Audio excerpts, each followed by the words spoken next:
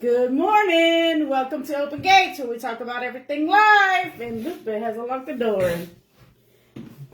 Good morning. Good morning, everybody. Blessings on this beautiful Thursday. What you got for us, baby? Yesterday was very revealing. Like, I talked with a couple different people, and guess what? I was even talking to my mom about this yesterday, and it was pretty amazing. And when you had sent me those text messages, my queen had sent me, "Good morning, sis." Whoop, whoop. Tanya had sent me these text messages yesterday. I could just feel her energy through the phones. Just excitement. Like there was just a revealing that was happening, that was taking place. It's pretty amazing. Do you remember what you texted me?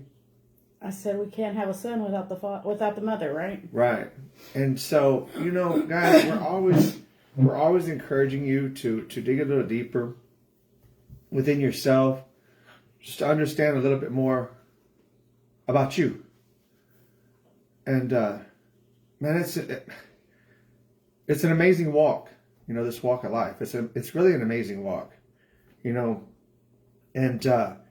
that's, I think that's one of the things that we yearn for as individuals, but I think we yearn for that for others too, to have an amazing walk. Really deep down inside, we don't ever want to see anybody hurt or in pain, even though sometimes we fail to see that when those type of actions happen to each other, it's from within the individual. It's not towards each other. Does that make sense? Mm-hmm. And so it seems hard pressed sometimes to get over what you think somebody else did to you. And maybe the truth of it is that they never really did it to you. They just have yet to understand the truth about them inside. And so they role play something else outside of them, a false identity outside of them. Does that make sense? Mm-hmm. So when you were sharing that yesterday, I was like, man, because Tanya was just, you want to talk about it? Your revelation? I remember. Okay, so I'll just keep going until she, because I have a Shabbat reading here that is talking a little bit about what we talked about for the last 2 days, the yearning and the leap of faith and all that kind of stuff. So it's going to be really encouraging for everybody. But when we were talking about the masculine and the feminine, our niece called us too, or texted us and was asking some different questions. Sorry. And then I had a ministry buddy of mine, used to be a pastor, still preaches the word, but he called and was asking about that. So for this whole week, I've just been able to chew on, hey, the masculine side, the ego side, the feminine side, the wisdom side. And then how does that apply to my life every day when I'm walking out life? It gets pretty interesting to watch and see how ego can build up real quick. It's not a bad thing, guys. It's not a bad thing. What I think we think is bad is when we've programmed ourselves to only think from the ego side, from the masculine side. And then everything has to go our way. You know what I mean? Things have to change for us to be a certain way. People have to change for us to like them and so forth. You know what I mean? For us to be happy. Right. And so that seems bad because you've conjured up all these things. You know what I mean? Does that make sense? Mm-hmm.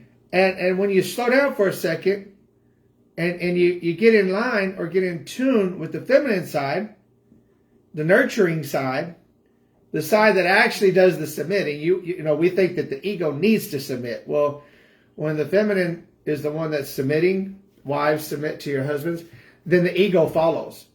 Because you can't fight love. Right. You can't. And that's where we miss it. We think, oh, we got to be so strong. You got to bow down. Well, that just causes chaos and conflict. Mm-hmm. But when you stop and surrender, like not even trying to fight it, you just freely give yourself. Somebody do that too. somebody really important that we learn about, really freely gave himself. He said, "You don't take my life; I freely give it." Yep.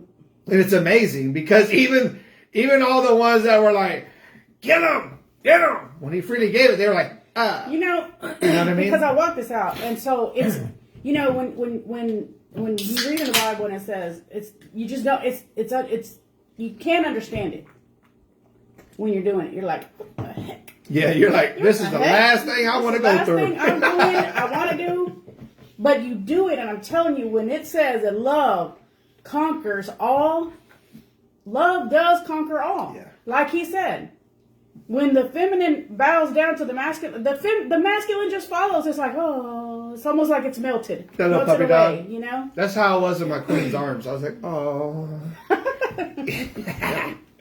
Yep, that's how it was.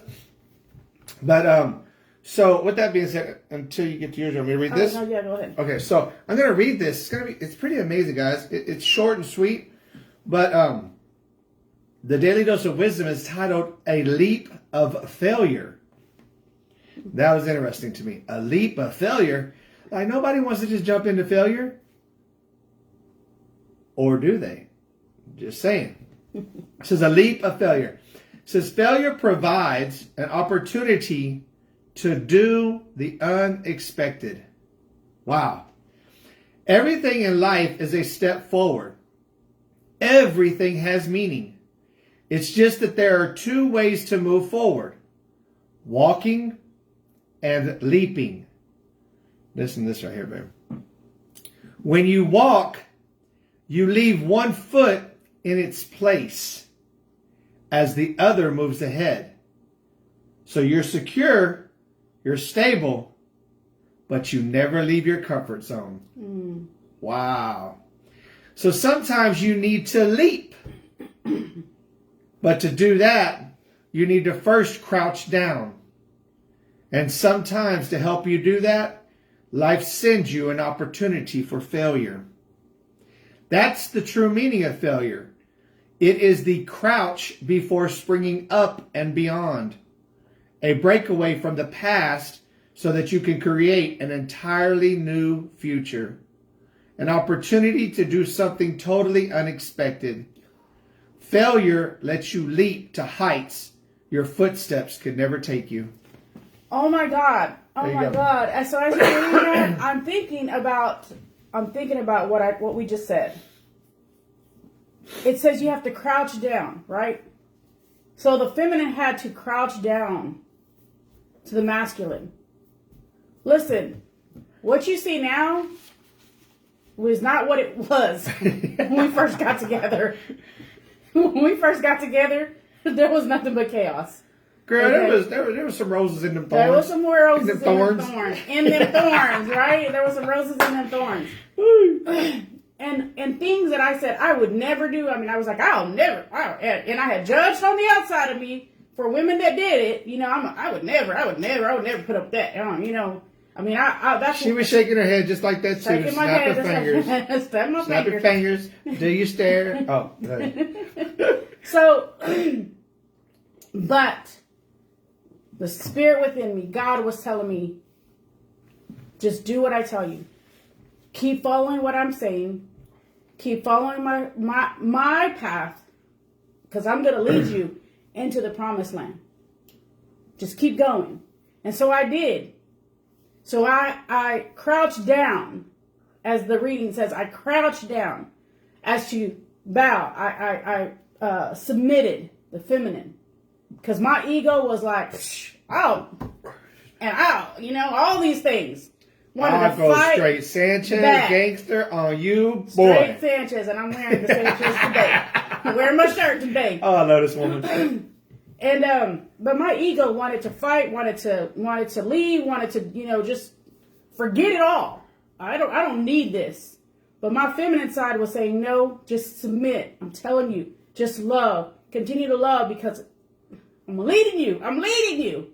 And so I did. Into all truth. Into all truth. And so as the reading says, I crouched down to take that leap of failure. So it seemed. Right. So it seemed to my ego self, and probably would have seemed like that to people outside. To everybody else, yeah. Right. Yeah. But I crouched down. I took that leap. And like I said, as it seemed as I was failing, I was actually soaring. I was actually soaring. You know, guys, you know you best, right? And until you become brutally honest with you, a lot of things won't change. A lot of things will not change. Okay, but here's the beginning of Tanya and I when we started to experience. Hey, listen. I was going through what I was going through at the time. She just experienced what she experienced at the time. So we're both in what the world would say. Well, they would say that she was widowed, and they would say that I was just divorced. But we're both in this single atmosphere, right? And it can be easy to get caught up in searching for that next soulmate, Right. for that next partner, for that next boo. That's just being blunt, right? But when there was a decision, and the decision didn't start with me and her, the decision started with her only, and then me with me only. When that decision began to form, as in like, could there be right here?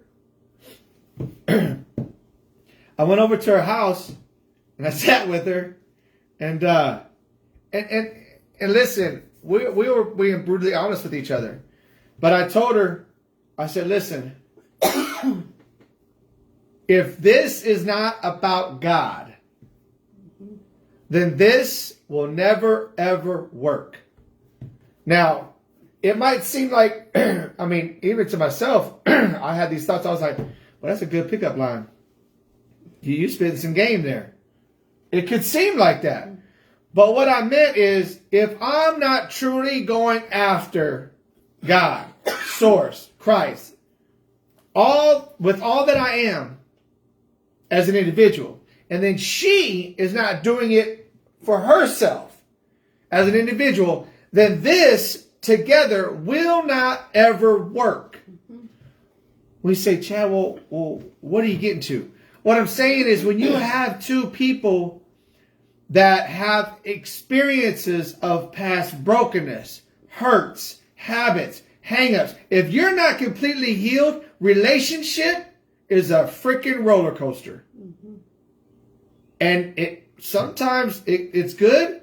Sometimes, man, it's just no bueno por caca, right? Like, it just sucks. I didn't want that again. I had that. And I've had it with all my relationships. And I didn't want that. So I knew that the brutal truth was, I got to seek God in this because I got to find out who Chad is. I've had all these false identities, and I've tried to role play different titles in my lifetime to please everybody else outside of me. It's time I find out who I am. Yeah. That way, when somebody comes to be with me, I could give them all that I am. Come on. Yes, baby. You see what I'm saying? Mm-hmm. And so it seemed at first like it was hell on earth. Yep. But like I told her, if we do not seek God as individuals, it will never work out, because all we'll be doing is bumping heads and throwing the blame game at each other. And I'll be wanting her to change to what I like. She'll be needing me to change to what she's used to. And it'll be a clash. Yep. We will not come into a relationship just fully free, surrendering to each other, saying, I love you. Right. Right? Right. It's a powerful move, guys. And you know what? Maybe some of you guys that hear this or get on here later, maybe you're just an individual, in the single form. Maybe you don't have a partner. This applies to you as an individual. That's what I'm trying to say. When you work on that as an individual, then there's a lot of females that we know that are going, man, till I get my king. I just want my king. Well, have you noticed that you're a queen yet? No. Come on. Because when you realize that you're the queen, then you'll attract your royalty. You won't got to go out there seeking it. And you won't try to boo up all these different men. You won't even get into the process of looking at a man. Right. Royalty will just be around you. And then it'll work out as scripture says. He who finds a good wife. Thank you. Finds favor with the Lord. Yes. And so it'll actually be that royalty attracting royalty. Yes.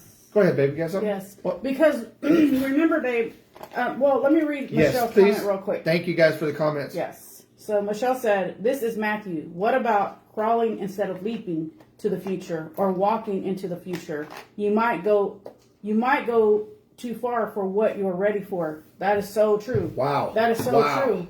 So true. Oh my God, yes. But before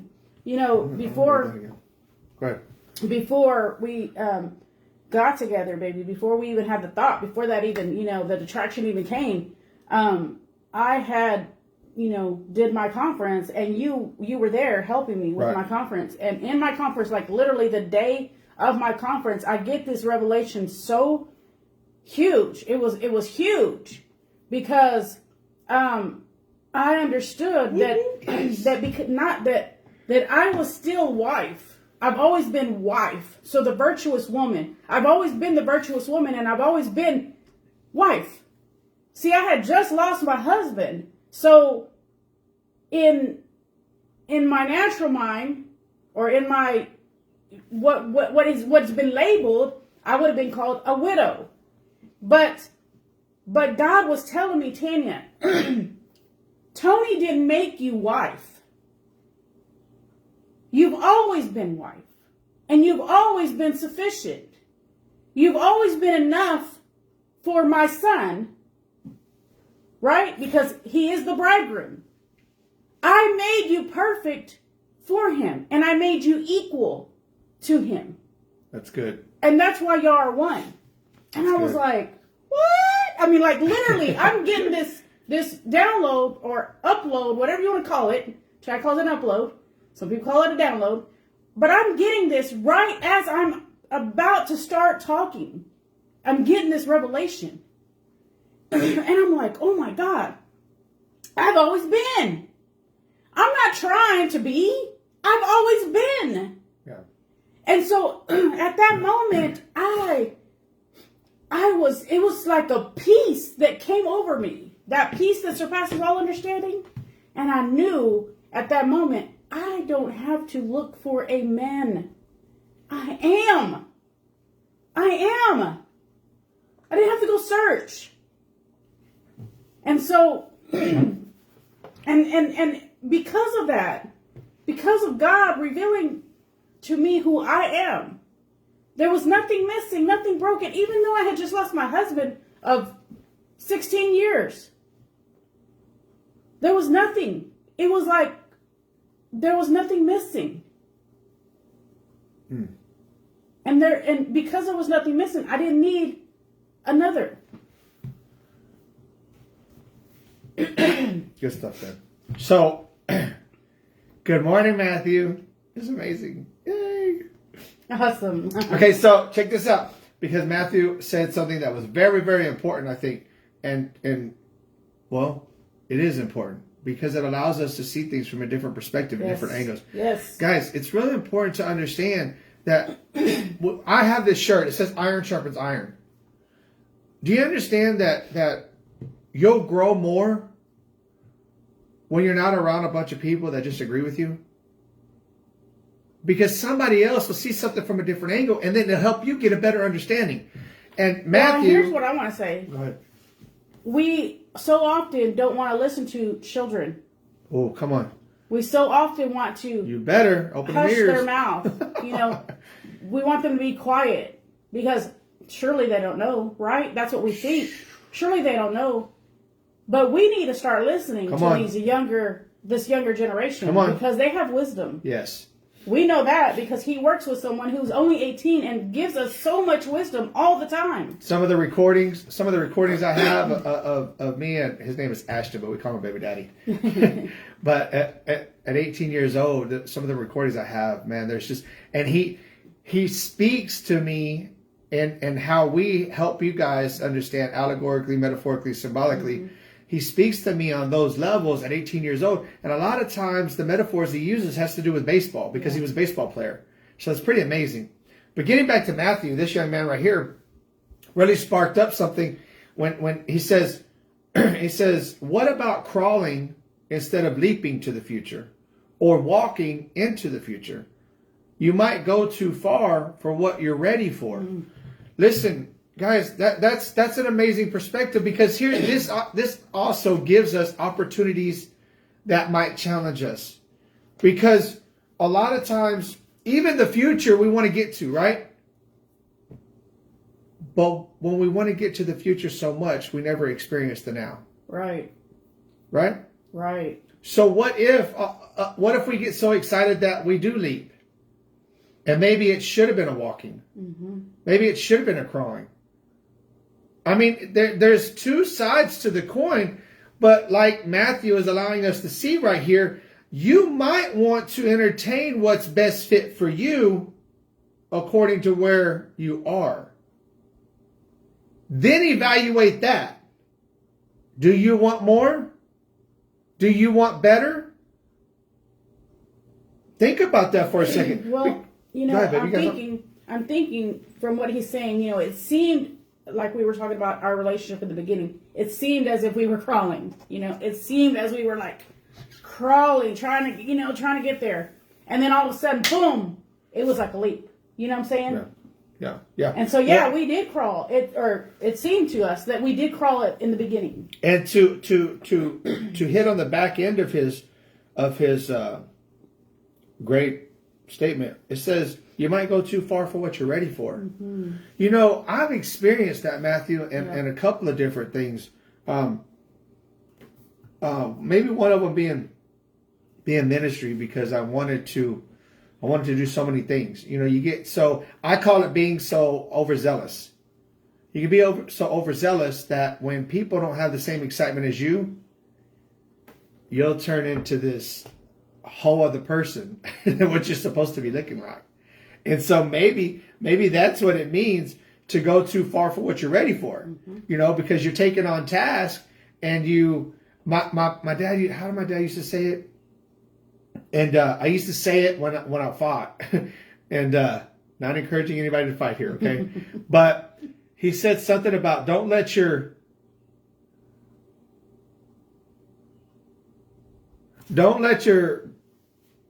tugboat mouth overload your rowboat butt, basically.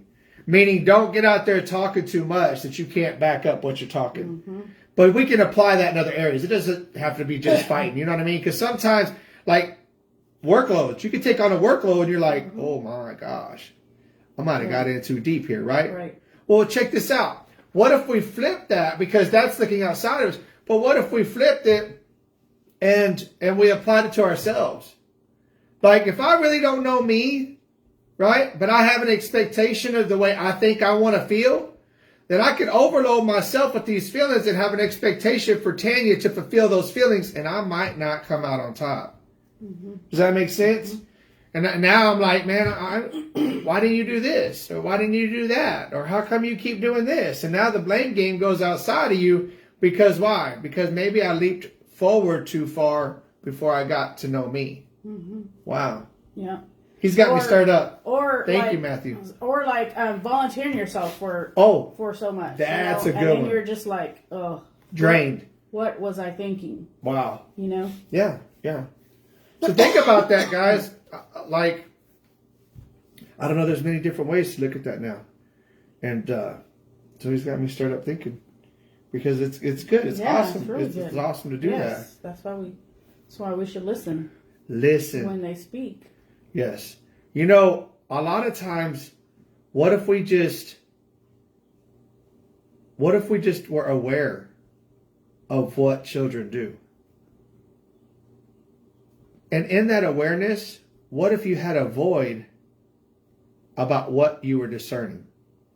A lot of times we might take this word discernment and we use the word discernment as like, well, we need to.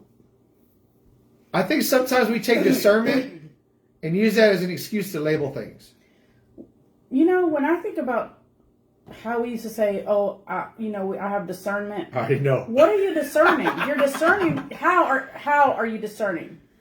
Because it doesn't fit with what you want? Yes. Exactly. Are you really discerning with your spirit from the inside, on the inside, or are you discerning because of past experiences? Right. And maybe sometimes, like, what I mean by just being aware of kids, like, I say this all the time, I'm just going to repeat it. But when we go to Walmart, and I'm aware of all these little kids running around, like, I people watch anyway. He people watches. And so, but I just feel drawn to that. You know, if there's somebody in Walmart that I see that's got this mean face on them, man, I make an effort to smile at them. I make an effort to. And then I speak to them. How are you doing? Hey, young man. Hey, young lady. Like, I make an effort. Some people are like, what a butthole. Really? Why? Because I want to brighten up somebody else's day? You know, if there's somebody that seems like... Because it always does. It does. It brightens... Like... They'll smile and they'll acknowledge you. And then if there's somebody that I discern might have a little pain or something, it doesn't even have to be somebody in a wheelchair. I just people watch, and I'm just like, you know what? That's not normal for them. Boom. Okay? But kids, when it comes to kids of different ages, like there'll be little couples in Walmart, like, I'm like, oh, babe, look, they're shopping for the first time. They're all lovey-dovey on each other. They probably just got their apartment. Bless them. It's amazing. And you know what I mean? But when you watch kids and just how they are really free. Yes. They are really free. And then for those like Matthew's 11, listen, it's amazing if we stop being worried about our reputation and look at how free an identity they're growing up into, because they freely talk and they say some things you're like, oh my God, what did you know what I mean? Like something just comes out of their mouth and you're like, oh my God, I can't believe they said that. What do you mean you can't believe it? Does it mess with your reputation?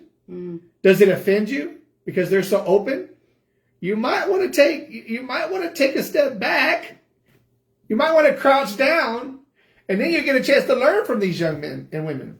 You will, because you're like, man, you know, we're so quick to say, don't say that, don't do that. But why? Why? Does it go against every belief structure that you've built up according to the way you've walked out your life? And maybe sometimes they have a question or like a statement that will stop us, like Matthew had just stopped me. He didn't stop me like, don't do that. He stopped me, he's like, I love you, Chad. What about this angle? And I'm like, oh man, I love that expression, Matthew. You see what I'm saying? What if we did that more often? Yeah. And a good place to start is within our home. You know, with our siblings and grandkids and kids and nieces and nephews and all that, right? And I just feel so blessed with Matthew being out here. Yeah. And I was going to say that. Matthew is free because his free. mom posted a video and it was so freaking amazing. You can learn in the doorbell, and I'm like, look at that! I love it. Yes. I love it. So go ahead, Matthew, sing on. Yes, thank you for the encouragement this morning, Matthew. Really, I just want to chew on that. What Matthew gave me. I don't have anything else, babe. Do you have anything else? No, I think that was good. You want me to read this little reading right here? Sure. I don't know what this reading is, but I'm going to read it. And I kind of just want to read it so maybe I can give Matthew something to chew on and he can come back and dialogue about it, you know, on another live or something. But it's not titled. We always say everything comes from God, because it does. So we're not going to give you a name here, but it's pretty interesting, this reading, okay? It's a short one. It says, when miracles happen, they tend to validate whatever structure or belief system they occur within. Think about that. Just because we see a miracle in our midst, it does not give respect to or validate the system in which it occurs. Within the strict environment of Christian fundamentalism, I saw miracles. In my young mind, I thought everything with fundamentalism must be true and real because I saw miracles happen. Now I see the faithfulness of divinity works even while our consciousness slumbers beneath the blanket of the ego and within corrupt, fear-based religious systems. Divinity does not judge us. It does not judge the systems of belief we find ourselves within. It does not withhold goodness because our systems of faith are corrupt. It just loves us. I thought that was pretty important here because a lot of times, guys, we can get caught up in needing a miracle. And somebody or somebody or some group of people can come along. And this is, listen, take it for what it is, okay? And then you'll learn from there. But it doesn't matter what belief system you're in. It doesn't matter what church you go to. It doesn't even matter what you believe, okay? When you come across a person or a group of people, and listen, if you're yearning, right, for that sonship, the whole world is yearning for the manifestation of sons. If you're yearning for that change, right, there's always someone, somewhere that is going to be the edification that you need. Them aligning with the edification that you think you need is just them aligning with who you've always been that's within inside you. And so that miracle, that spark of divinity that never changes is actually that which is within you. It's just that two come into agreement. It's just that finally you seen yourself in somebody else and it sparked up that which is within you. Yes. Think about that. So it's always been there. And that's why we encourage you guys every day to go look in the mirror and smile. Because that is the spark of divinity that rests within you. Some of us have that spark of divinity lying dormant within us. Oh, yes. But that's what that smile's for. That smile is to brighten up, open up, get that blood flowing, the spirit. Temperatures rising. Right? Yes, baby. I thought I did that right quick. But yes, guys. So listen, look for your miracles. Look for your signs and wonders. Right? But just don't be in wonder of the sign of the miracle that you are. Did you catch that? Say that again. Look for the miracles. Look for the signs. And look for the wonders. Just don't be in wonder for the sign of the miracle that you are. That's so good. Catch that and put it on a shirt. Yeah. Might have to do that. Anyway, good morning, Annabelle. Love you guys. I have to get to work, get my shoes on, start the truck. So thank you so much. Big shout out to Matthew. Whoop, Thank whoop. you, Matthew. Listen, keep doing them. Is it rings or The doorbell ring. I was about to say DoorDash. The doorbell performances. Yes. Keep blessing us with that. Keep blessing your mom with that. It's amazing. Yes. So a proud mama you should be, young lady, and a proud son that you should be, young man. Yes. So, and remember, go look in the mirror and smile. We love you guys. We love y'all. God bless y'all. Have a wonderful Thursday.